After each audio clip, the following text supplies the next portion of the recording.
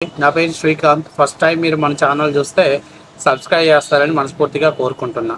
ఇక విషయంలోకి వెళ్తే, వెనకట మన పెద్దోళ్ళు ఒక సామెత చెప్పేవాళ్ళు, సూది పోయిందని సోదికి పోతే సోద్యమంతా బయటపడింది అన్నట్టు.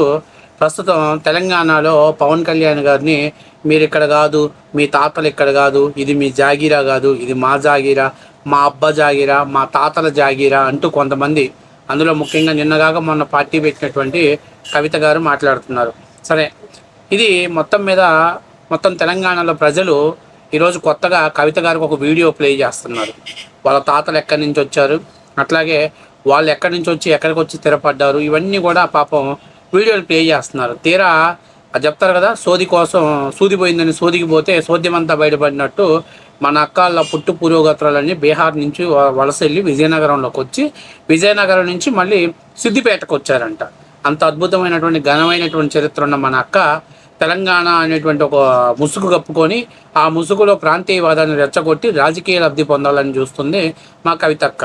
సరే, ఇది నేను చెప్పినా లేకపోతే రేవంత్ రెడ్డి చెప్పినా ఇంకొకరు ఎవరైనా చెప్తే ఏమంటారంటే, మీరు కావాలని నిందలేస్తున్నారు, మా వాళ్ళు అలా కాదు, మా వాళ్ళు ఇక్కడే పుట్టారు, ఇక్కడే ఉన్నారు, వాళ్ళ తాతగారు తెలంగాణ సాయుధ పోరాటంలో పోరాడాడు, వాళ్ళ ముత్తాత నవాబులకు వ్యతిరేకంగా పోరాడాడు, అలాగే జమీందారులకు వ్యతిరేకంగా పోరాడని అంటారు. అయితే ఇదే మాట కల్వకుంట్ల చంద్రశేఖర్ గారు, అంటే కవిత గారి బాపు గారు మాట్లాడితే, బాపు గారు చెప్తే ఎట్లా ఉంటుందో అనేది ఇప్పుడు ఒకసారి చూపిస్తా. ఎందుకంటే ఇప్పుడు మొత్తం మీద సోషల్ మీడియాలో ఇది పెద్ద ఎత్తున ట్రెండ్ అవుతుంది. సరే, ఒకసారి చూద్దాం, చూడండి.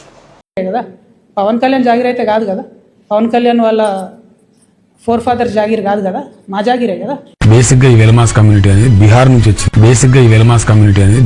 వచ్చింది. మీ ఫ్యామిలీ కూడా, అంటే మీ ముత్తాతలు మైగ్రేట్ అయ్యి విజయనగరంకి వచ్చి అక్కడ సెట్ అవ్వడం జరిగింది, నెక్స్ట్ సిద్దిపేటకి అని. యాక్చువల్లీ మీరు అడిగిన దాంట్లో వాస్తవం ఉంది.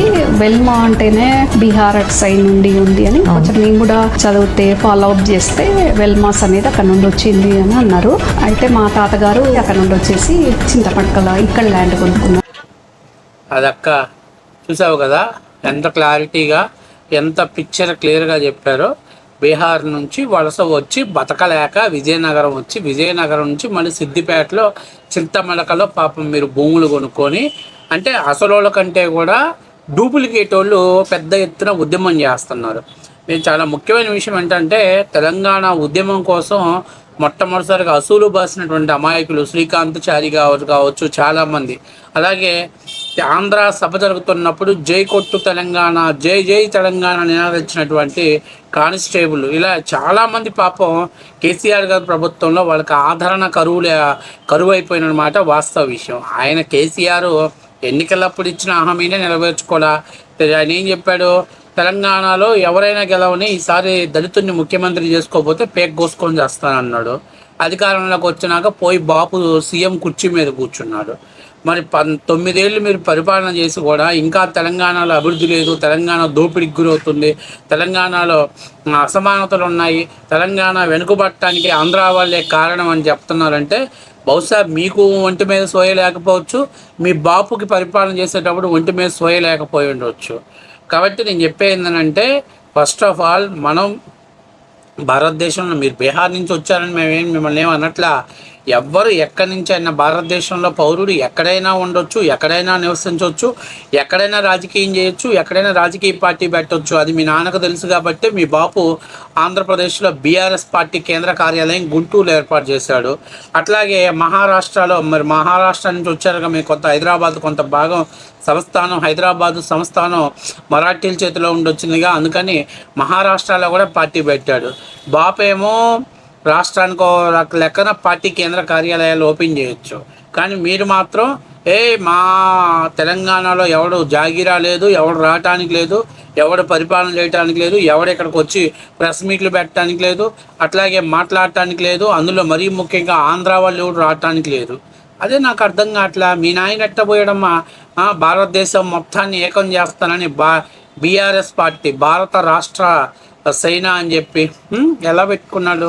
కాబట్టి ఇవన్నీ మీరు కూడా అర్థం చేసుకోవాలి. ఎంతసేపు ఉన్న తెలంగాణ ప్రజలను రెచ్చగొట్టి అమాయకమైన ప్రజల్ని ఉసిగొలిపి రాజకీయ లబ్ధి పొందాలని చేయటం అనేది కరెక్ట్ పద్ధతి కాదు. కాబట్టి కవిత గారు నేనేం చెప్తున్నానంటే ఈ లెక్కన మీరు కూడా అక్కడ బీహార్ నుంచి వచ్చిన వాళ్ళు కాబట్టి మీరు ఎప్పుడు తట్టాబుట్టా సర్దుకొని బీహార్ వెళ్తారో చెప్పండి. మీరు వెళ్తే మీతో పాటు మా ఆంధ్ర వాళ్ళు కూడా మా రాష్ట్రానికి రావడానికి సిద్ధంగా ఉన్నాం. మరి బాపు గారిని ఒప్పించి ఎప్పుడు మరి బీహార్ రాష్ట్రానికి వెళ్తారు. ఎందుకంటే బీహార్ రాష్ట్రంలో ఉన్నటువంటి దొంగల ముఠా తెలంగాణకు వచ్చి దోచుకున్నారు అనేది మరి ఇప్పుడు ఉన్నటువంటి కాలక్రమేణా నడుస్తున్నటువంటి పద్ధతి. కాబట్టి మీరు ఏ రోజైతే బీహార్కి వెళ్ళిపోతారో ఆ రోజు మా ఆంధ్ర వాళ్ళు కూడా మా రాష్ట్రానికి రావడానికి సంసిద్ధంగా ఉన్నారు. పోయి మీరు ఇప్పటికీ హిందీ నేర్చుకుంటారో లేకపోతే బీహార్కి ఏమైనా ప్రత్యేకమైన లాంగ్వేజ్ ఉందో లాంగ్వేజ్ నేర్చుకొని అక్కడ కొంచెం, ఎందుకంటే పార్టీలు చాలా వీక్గా ఉన్నాయి. మీ నాయన నువ్వు మీరందరూ పోతే మీ నాయనేమో నదులకు నడక నేర్పినాడు, మీ అన్న ఏమో సినిమా హీరోయిన్లకు నడక నేర్పినాడు, తర్వాత మీరేమో మందు బాబులకు నడక నేర్పినాడు. కాబట్టి బీహార్ వెళ్ళిపోతే బీహార్ రాజకీయాల్లో కూడా మీరు నడవడికలు నడక నేర్పించడంలో కీలక పాత్ర ఉంటుంది. కాబట్టి నేను చెప్పేదంటే కవితమ్మ గారు ఎక్కడ కూడా తెగేదాకా లాక్కోకూడదు. మీరు రాజకీయం చేయాలనుకుంటే రాష్ట్రంలో ఉన్నటువంటి సమస్యల మీద పోరాటం చేయండి. మొన్న పార్టీ ఆవిర్భావం నుంచి మీరు సమస్యల మీద పోరాటం చేస్తారు, వెరీ గుడ్, బ్రహ్మాండంగా చేస్తున్నారు కవిత గారు అనుకున్నాం. కానీ తీరా మీరు ఇప్పుడు ఏం చేశారు, ఎట్లాగ ఇది వర్కౌట్ అవ్వట్లేదు, ఎండలకు పోవటం నిలబడటం ఎన్ని తలనొప్పిగా ఉన్నాయి, ఎందుకు ఇలాగైతే బాగుంటుందని చెప్పి బాపులాగే పద్దాక ప్రాంతీయాన్ని రెచ్చగొడితే పద్దాకలు ఎన్నిసార్లు నమ్ముతారు ప్రజలు? 2 సార్లు నమ్ముతారు, అయిపోయింది. 3వసారి రెచ్చగొట్టారు. ఎలక్షన్ టైం అప్పుడు నాగార్జున సాగర్ మీదకి పోలీసులు ఆంధ్రా నుంచి జగన్మోహన్ రెడ్డి చేత పోలీసులు పంపించారు. అబ్బా ఓటింగ్ కావాలా, నిజమే కావాలా, మనకి ఏదైనా మారిద్దేమోనని. కానీ ఏమైంది, ప్రజలు ఓడగొట్టి ఇంట్లో కూర్చోబెట్టారు. ప్రతిసారి పనిచేయదు. కాబట్టి ఎప్పుడో ఒకసారి అయిపోయింది. ఇంకా ఈరోజు రాష్ట్ర విభజన అయిన తర్వాత 13 ఏళ్ళు మనం పరిపాలన చేసుకున్నా కూడా ఇంకా ఆంధ్ర వాళ్ళే కారణం అని చెప్పుకోవాలంటే మనం సిగ్గుచేటు, మనం అది చెప్పుకోకూడదు. కాబట్టి నేనేం చెప్తున్నానంటే ఇంకా బంద్ చేసేయండి. బంద్ చేసి భారతదేశంలో ఎవరు ఎక్కడైనా ఉండొచ్చు, జీవించవచ్చు. అక్కడ ఉన్నటువంటి ప్రజల సమస్యల మీద పోరాటం చేయండి, వాటి సమస్యల మీద ఉద్యమం చేయండి. ఖచ్చితంగా ప్రజలు మిమ్మల్ని ఆదరిస్తారు.